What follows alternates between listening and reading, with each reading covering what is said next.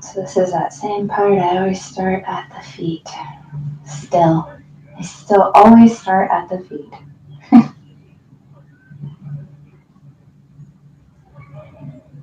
To really pull that neurological connection, bring the awareness all the way down the column of the body as far as it will go right away, so that we start tuning the nervous system into being awake and alert.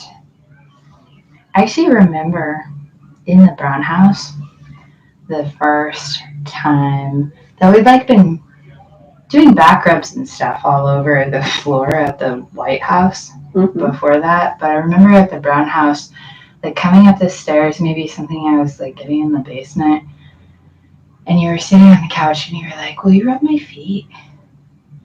And I was like looking at you like, what? Rub feet? That's not a back. And I really had like no idea how to start. And I remember just like holding your foot and being like, this is interesting. That's totally different bones inside it. I was just kind of mushing it for a little while, trying to get a sense of it. So I was probably 3, 4 maybe. At the Brown house? I guess 5. I think I started kindergarten there, yeah. Yeah.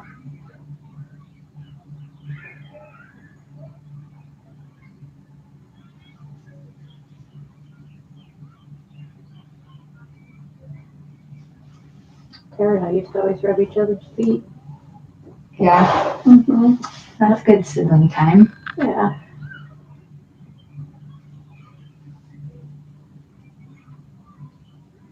I remember rubbing my mom's shoulders and my dad's, grandpa's neck and shoulders all the time. Yeah.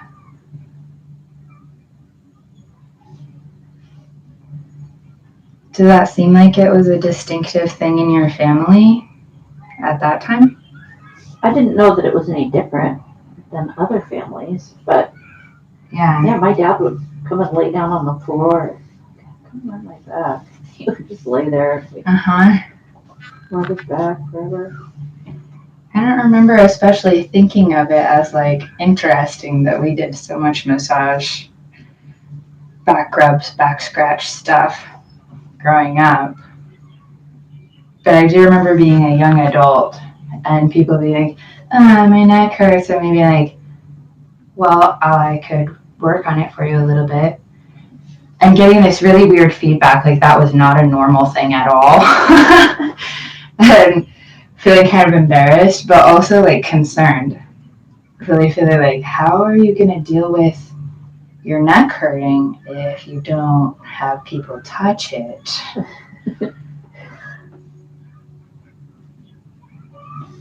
Yeah, I don't know. That was just something that I grew up doing, and yeah, so that we kept doing that. I mean, I remember like rubbing your dad's back and showing you like, here's.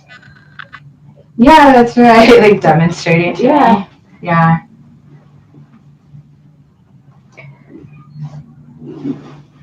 Definitely. We talked about it a lot, and it was really, I think a lot of people like don't start doing that, connecting with other people's bodies until so much later in life.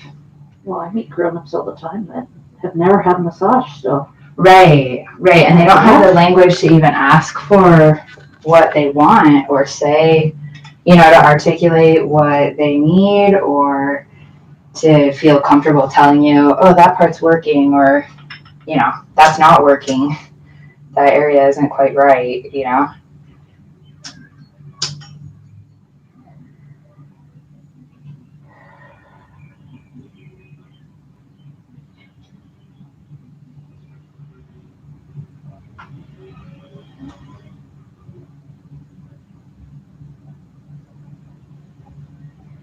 I remember even my friends and I, we would do this game where we would plant a garden, like sleepovers. Plant a garden on each other's backs, and I did that with you guys to help calm you down. Mm-hmm. Yeah, the garden planting. And I don't remember who instigated that or brought that up first. Yeah, I've done planting the garden on the back with the kids, and I actually showed my little fairy queen friend not too long ago, sometime in the last year. And she was like visiting, hanging out, and we had been playing some music and stuff, and she was just like kind of run down. I had her lay down and told her the story of what I was planting on her back, went through the whole process, and I was like, this is what's deep in my soul. And she got up at the end and she was like, thank you for sharing your soul with me. Aww. The soul garden. That was sweet. And everybody else in the room got really quiet. There was like 6 people there or something. And everyone just like lulled out, just tranced into listening to the garden story while I was poking her back.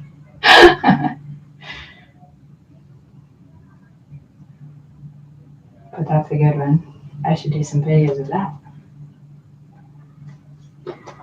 I'll have to ask Auntie and see if she remembers. Because we did that with each other all the time.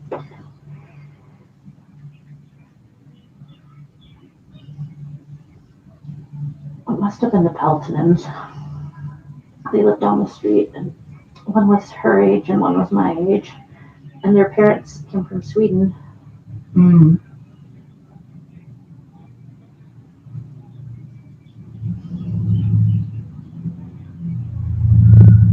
Yeah, it's a really sweet way to kind of just bring that awareness into the body, have even small children already participating and kind of understanding themselves as part of nature and imagining, being part of the earth and the growing things, and it's really psychologically healthy to go into that headspace, like a sweet dream of the growing time.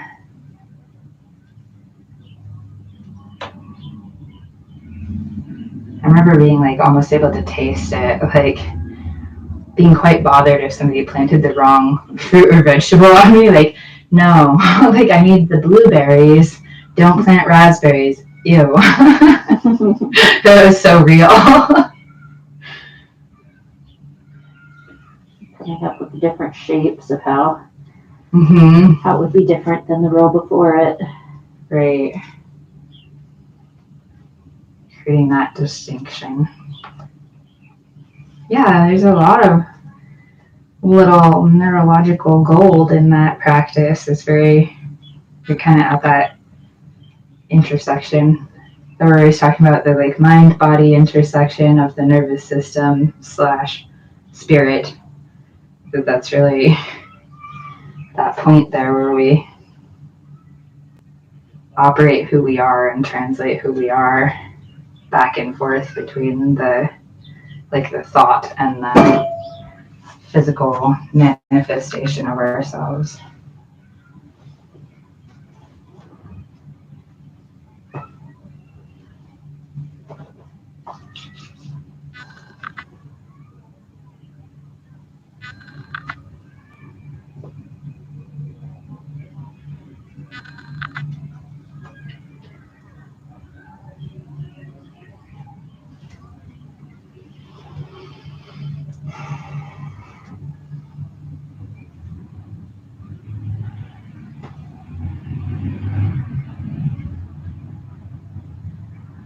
Auntie grew so fast, she was always hurting her knees and her feet. Yeah. Or just always hurting. And I remember being like, I don't want to hurt her feet anymore. Please. That's funny. I remember being like 4 or 5 on the floor, and probably younger even, maybe just because this is still the White House, so like 3 or 4. And it just like my memory of that time is basically like I was either running around the circuit of the downstairs, or I was sitting in my room, like involved in a very tiny make-believe world or the whole family was rolled out, like laying all over the floor, like an opium den, like taking turns massaging each other. And that was like the whole year of being 3, 4. And Aunt being there. And oh yeah. Yeah, it was just like a lot of like funny little moments of her and I interacting and connecting. But I remember like there had always been, I was probably pretty active, and so I was just like naturally limiting on how long I wanted to hang out laying on the floor. And so I really liked the back scratches and the massages, but then I would get a different idea that would be very compelling. I would just get up and run away. And so it was the first time that the person scratching my back was done before I was. And he was like scratching my back, and she just kind of wrapped it up and stopped. And I was like, excuse me? And I told her, I don't think I'm done receiving back scratch now. You can continue.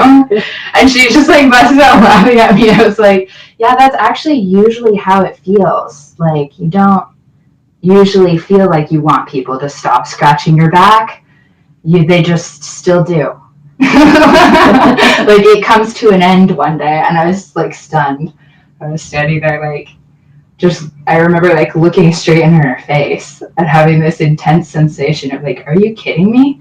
This planet is such a disappointment. I thought I could just have as much back scratch until I felt like stopping forever.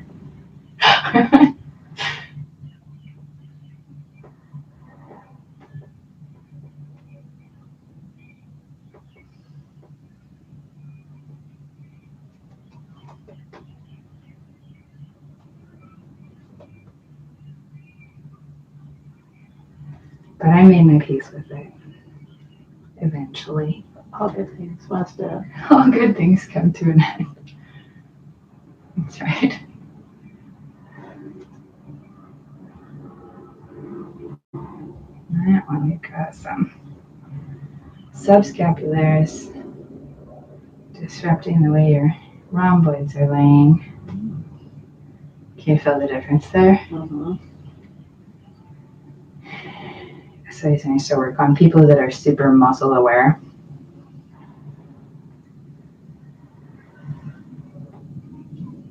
We can slow down if it's too much. Mm-hmm. I'll breathe through it. I'll tell you if I can't take it. I just don't want you to brace up. Like if it's, kind of goes across a 7 where you're feeling like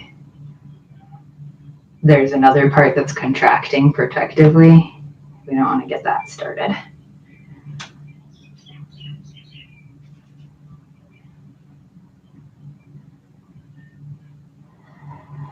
On that 1 to 10 scale, it's like really 4, 5 gets a lot done, and there's not a lot of reasons why you have to be really intense. It's just different people's sensitization, but you have that higher sensitivity. Ability.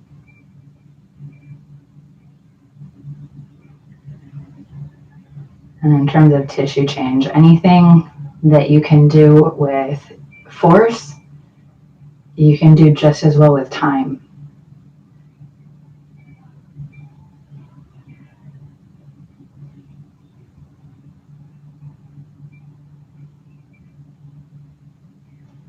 So a certain amount of breathing through it is okay, but there's no reason to feel like you have to be super intense. I turned off the AC so it doesn't make so much noise, but I'm gonna be super sweaty. It'll be glistening, sparkly. Yes, ladylike glistening.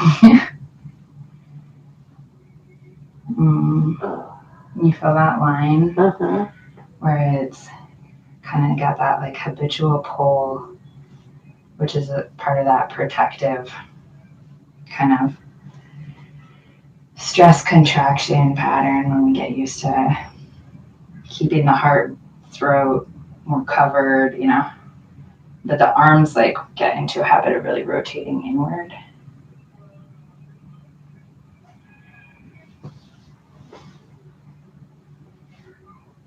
I thought it was just because I was swimming. I mean, it could be. Definitely like more swimming has that more activated right now. But the difference of the tissue, where there's this like fairly narrow corridor, that's a lot strappier, right? Uh-huh. That's kind of telling a story of the tensegrity of your arm generally having to pass more pressure or weight through there. So that's the tensegrity is kind of the term inside of anatomy that's like the equivalent of like architectural load bearing. Tensegrity. Yeah. So when an engineer is putting together a plan, then they have to know where every pound of the material of the building is passing back down into the earth, right? And a certain amount of like shear load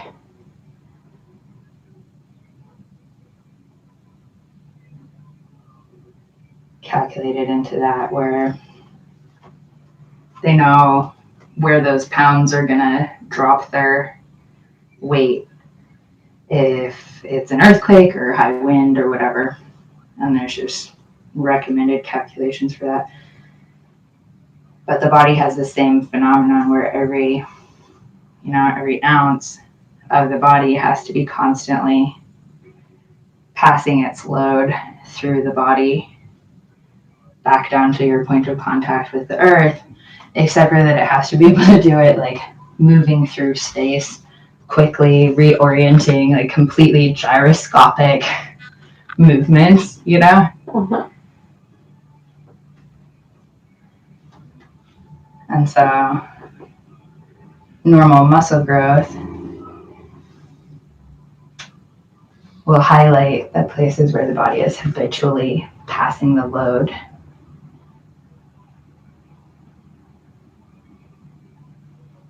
So overall, like your muscle structure is really healthy and even, and like I can feel the yoga and athletic classes, all those.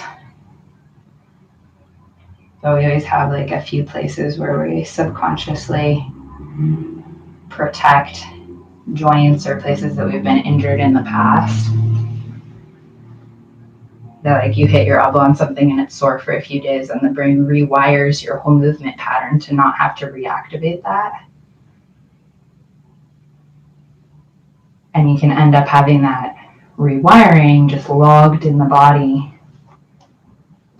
until basically you give a new instruction to that neuromuscular system. So that's the mechanics of when they say like issues in the tissue or like the body keeps the score kind of stuff, like that when for emotional reasons we go into contraction patterns, that we're just under that kind of evolutionary sense of threat, then we also log that pattern and that information into the body. So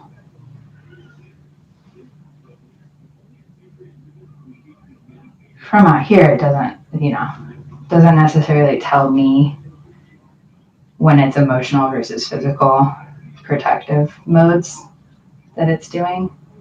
But there are patterns that are more reliably, like thousands of people will have the pec minor contracted and the rhomboids lengthened and the neck muscles just kind of distorted a bit. That shows the evidence of many hours of being under expectation of the other shoe to drop, Oh.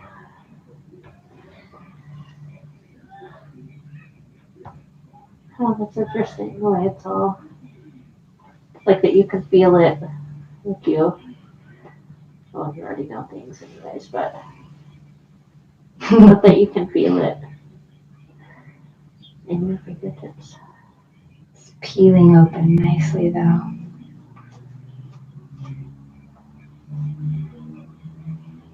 definitely the swimming helps because that provokes you to give the instructions where you're moving your arms at a different angle and kind of gliding through the shoulder with a different orientation to gravity. And that helps reset all those systems.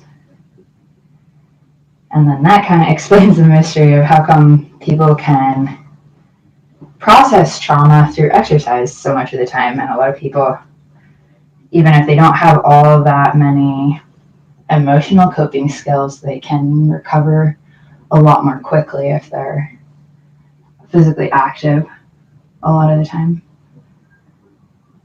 Yeah, I feel like that saved my life. Like I can just... Yeah, a lot of people say that like movement, some kind of sport or physical activity, like saved their life.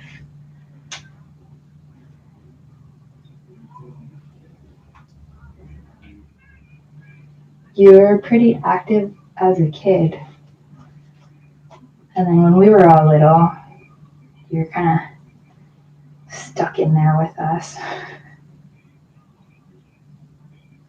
I remember noticing like it was such a big shift when you had that like empty nest window and had the control over your own time, and you really jumped right back into movement and like lots of different kinds of movement.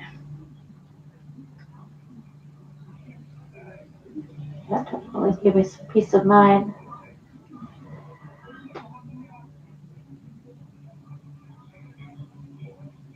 Plus it eats up the cortisol. Yeah.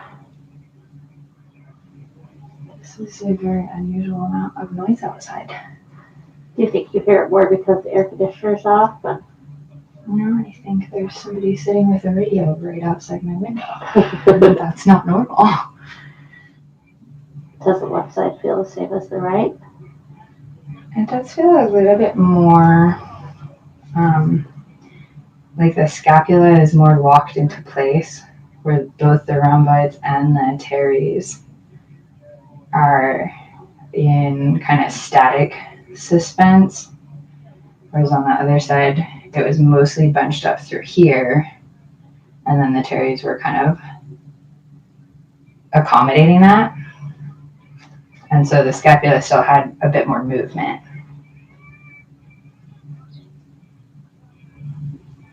Do you notice that in your movement patterns during the days? No, not. But I think I ignore things a lot too. Yeah, times we have to tune out to get through.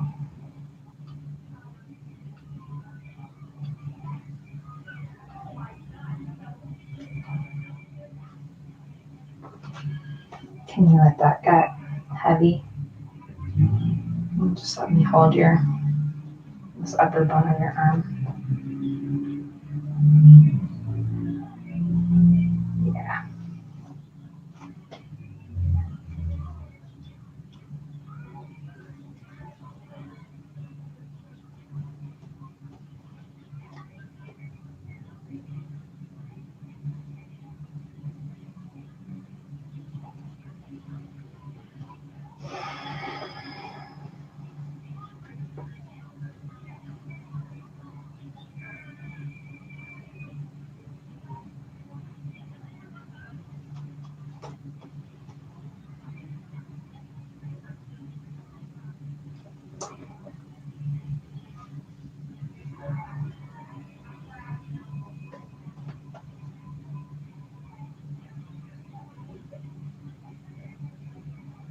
Take that breath.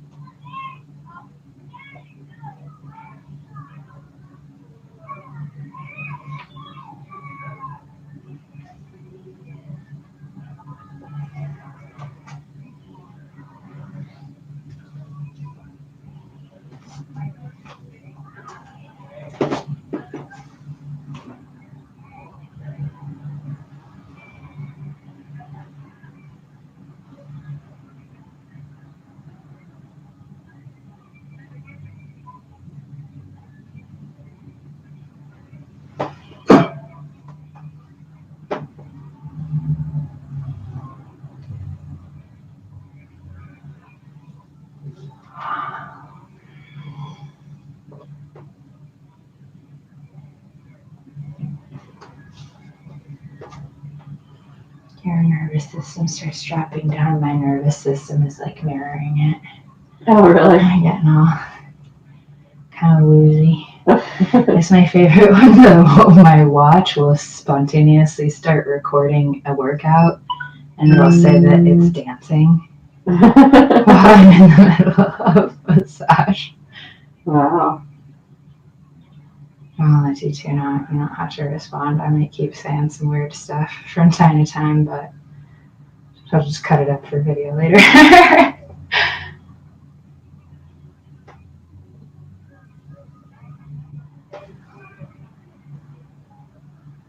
Got out of the ocean. I was so thirsty. I was drinking a lot. Good.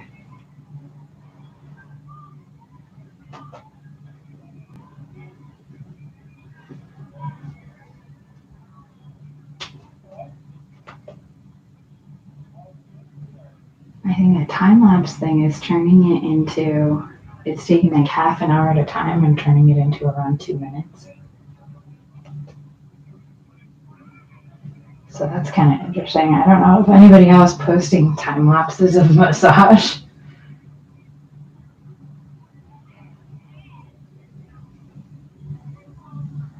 Yeah, nobody wants to receive a time-lapse massage. It already goes by so fast. Right? That can be kind of useful for practitioners. Have you been getting massage from anybody? I need to schedule up with Hannah.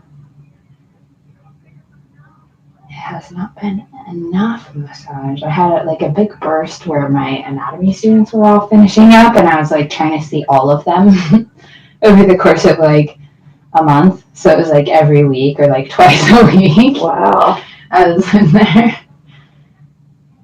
And then I didn't dial in staying on top of my schedule.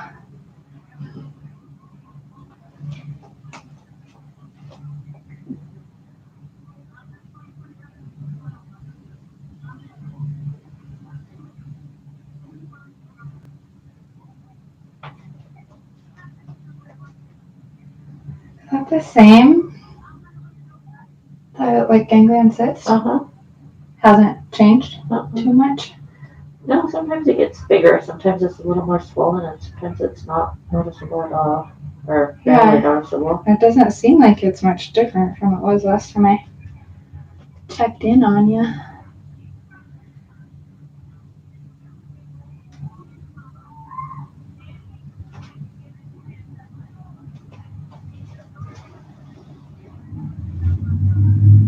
Yeah.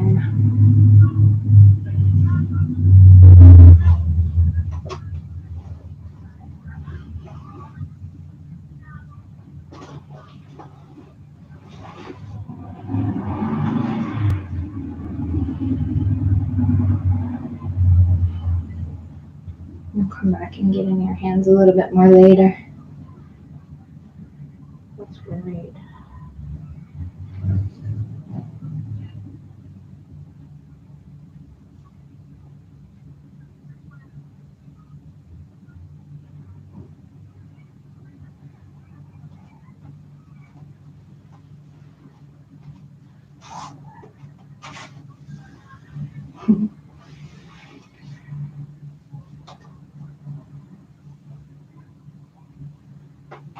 Yeah, it feels a little bit more evened up.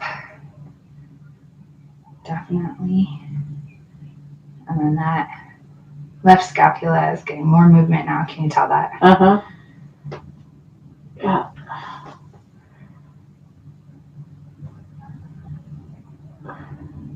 Yeah. I like that better. We always want to, like with the way that we're having to engage with screens and stuff so much, it's always a struggle. It's like every person has the same pattern almost of the rhomboids really lengthening and developing a pattern where they're keeping the low corners, the inferior scapula pretty far away from the spine.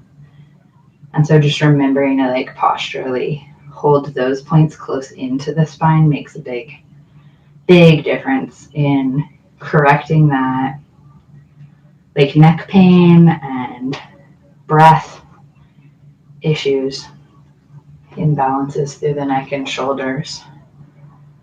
Because the tops of the scapulas are also having to rotate.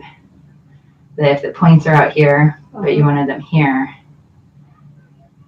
then the upper corners are also like sunk down and pulled forward a bit when you wanted them kind of lifted and in.